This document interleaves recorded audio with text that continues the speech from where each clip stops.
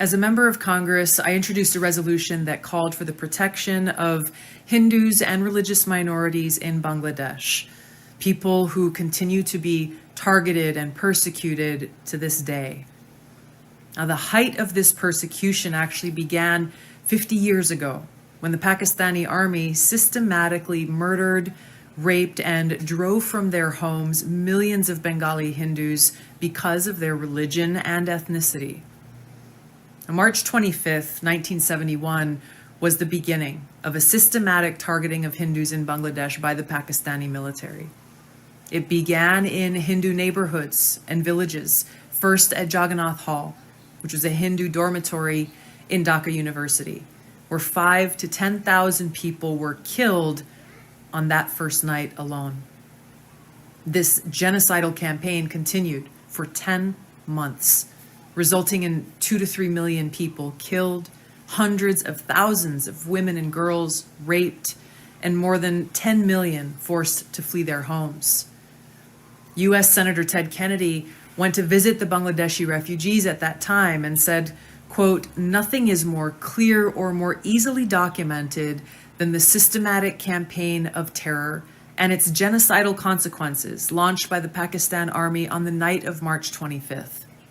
Hardest hit have been members of the Hindu community who have been robbed of their lands and shops, systematically slaughtered, and in some places, painted with yellow patches marked H." End of quote. Now, the Islamist, not to be confused with Islam, the Islamist persecution of Hindus and other religious minorities in Bangladesh didn't end with Bangladesh's independence. That campaign continues to this day with horrific targeted attacks, murders, homes being burned down, and families who continue to be forced to flee. In the early 1900s, Hindus made up roughly 33% of the Bangladesh population. Because of this persistent Islamist campaign targeting Hindus, just 8% of Bangladesh's population are Hindus today. Just a few days ago, in Bangladesh, hundreds of hardline Islamist extremists attacked Hindu temples, destroyed a train, set fire to government buildings, the press club, and public buses, leaving dead and injured behind.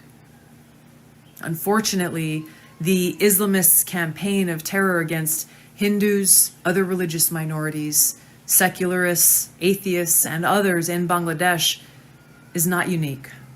It's been going on for centuries.